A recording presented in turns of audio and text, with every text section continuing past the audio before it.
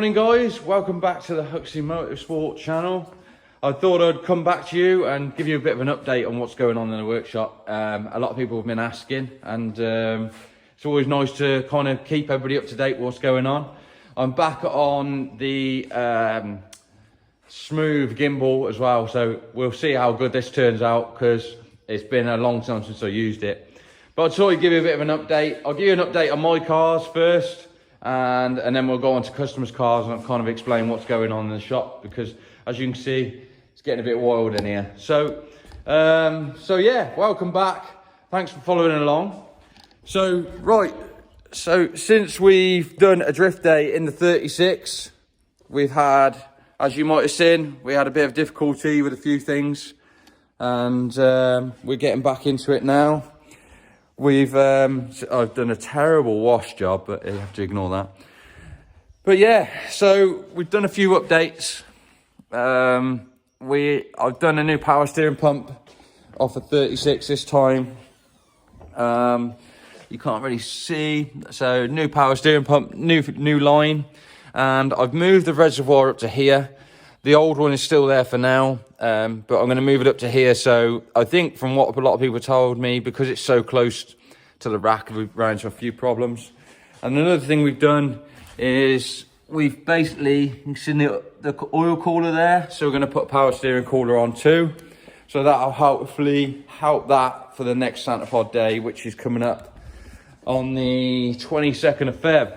So let's see how well that works out. But I'm looking forward to it. There's a few people, there's some good drivers going,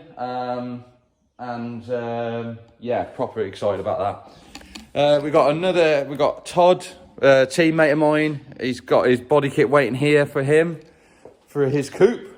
So the only other thing I've done on the 36, which I've braced the bottom of the bumper slightly.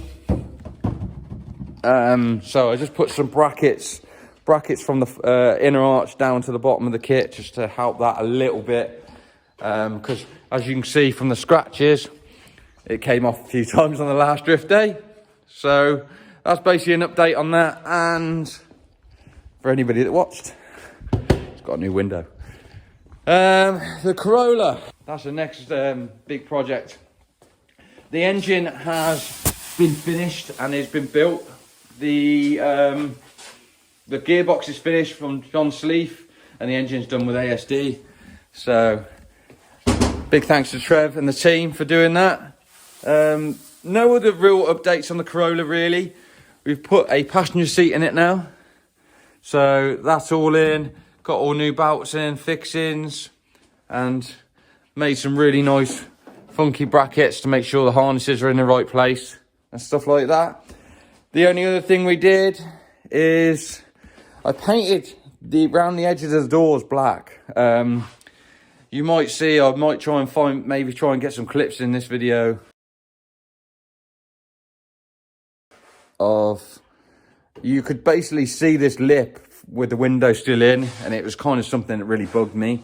And when you walk past the car, you could see in there was white. So I just blacked all that out, and I think it will look really smart on the car out, because the windows fit on the outside of the window. On a K20 normally they fit there and go into a recess, and this is exposed. So that's one job. New tyres are fitted, so you're on a 10.5-inch tyre now. We've gone over a few of the fuel lines. Got to do a bit more paint the edge of the windows again where they've been sealed. They've got a bit of paint knocked off them, so got to do that.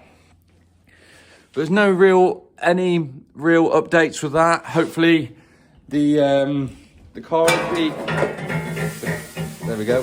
The car will be coming off the engine will be coming off a dyno in the next week or so. So we find out what power it is. Right, let's get you on to the workshop jobs.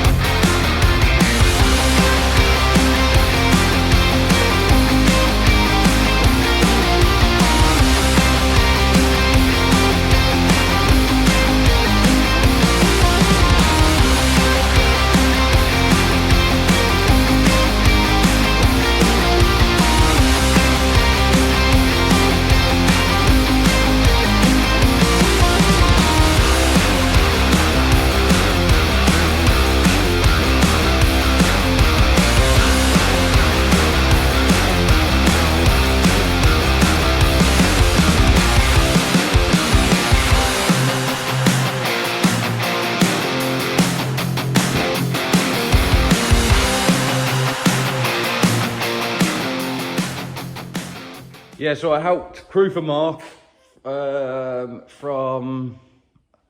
I can't remember what years it was, 2020, 2021 maybe, or 2019, 2021, obviously COVID, and 2020. COVID obviously affected a bit of the championship there. So I crewed for Mark and we managed to get this car into the sixes. There is a timing ticket here, believe it or not. Yeah, 683 at 210 mile an hour. And that is in the street eliminator class, in street trim. So yeah, pretty impressive. And it's, yeah, well, it's just a serious piece of kit, really. The other thing we have done for it, which I can't show you because it's not here, is I've made a brand new spoiler for it. I will put a clip up now.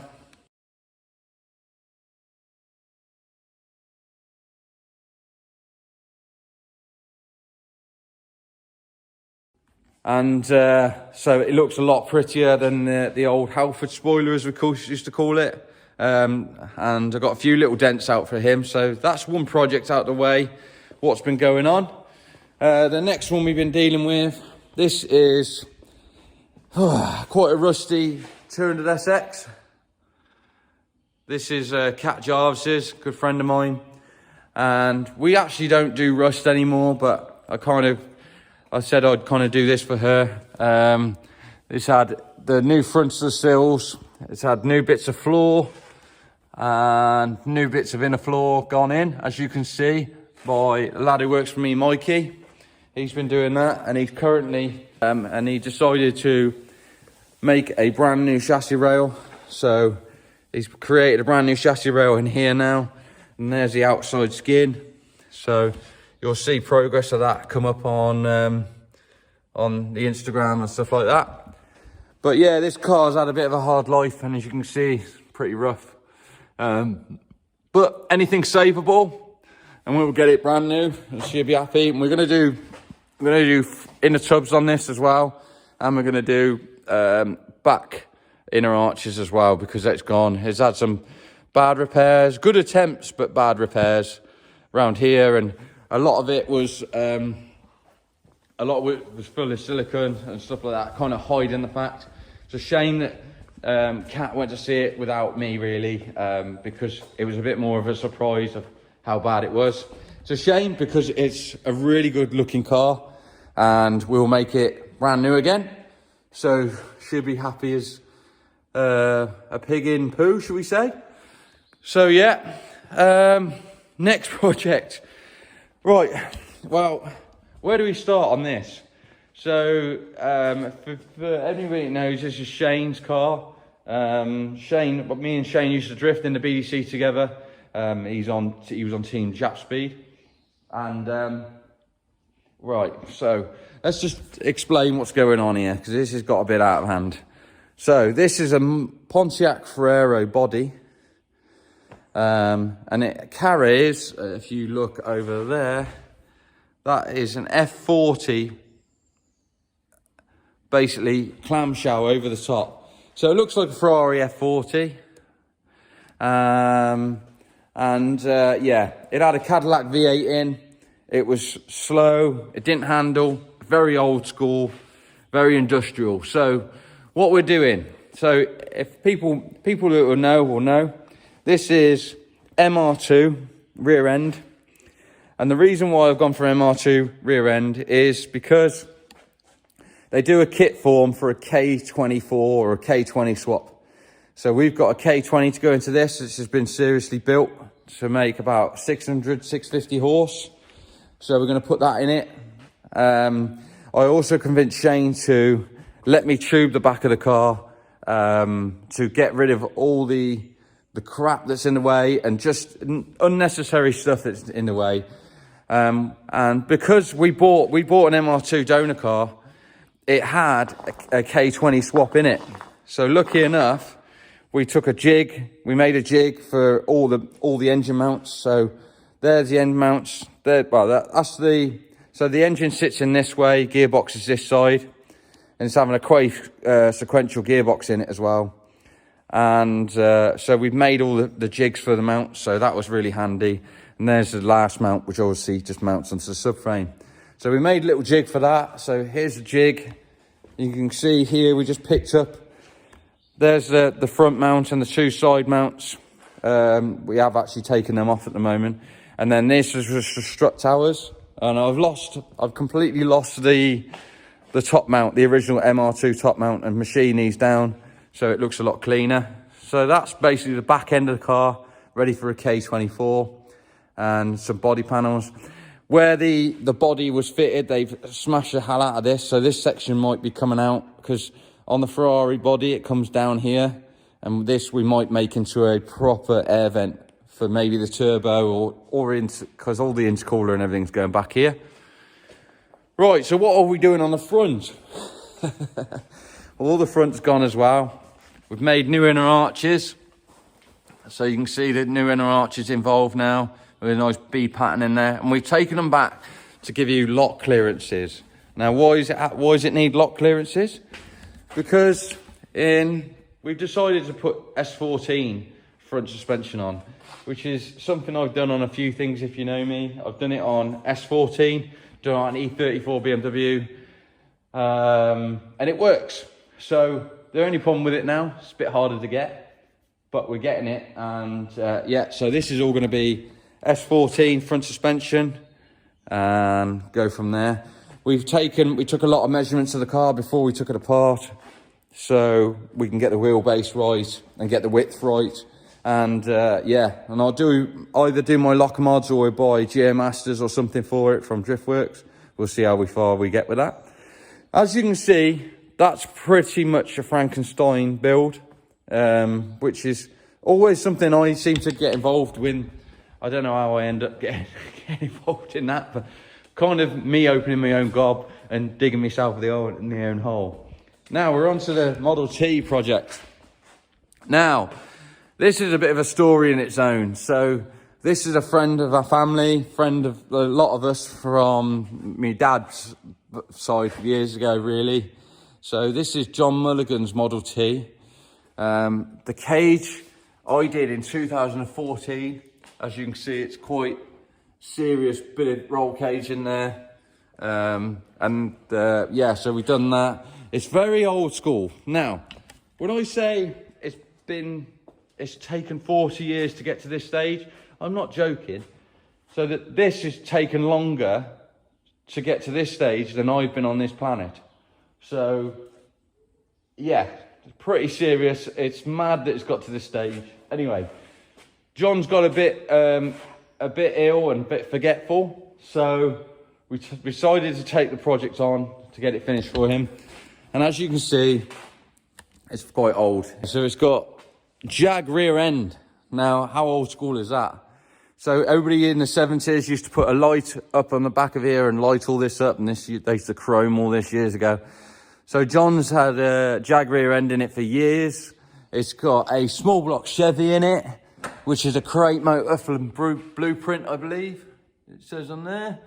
So that is a 427 small block Chevy on quad weather carbs, IDA, I think they're called IDFs or IDAs, downdrafts. And yeah, so the engine's pretty serious. The gearbox is so he's got a TCI gearbox and torque converter over there ready to go into it as well. So that's pretty serious. So we're kind of praying that the axle will take it, but we'll see. And so there's a lot of things we want to change. Like this is all like old school checker plate. So we're going to do some patterning metal. We're going to make it really nice, traditional. We're also going to we're going to keep John's theory on the back end. He did all this himself, and it looks very retro. But we're going to panel in the sides, and we're going to put some nice bead roll patterns in sides, and we're going to keep it flowing with the body here, so it all kind of gels in nicely. You'll kind of get that, you know what I mean? It will kind of look a lot better then and kind of flow nicely. So yeah. So I hope this isn't boring for you.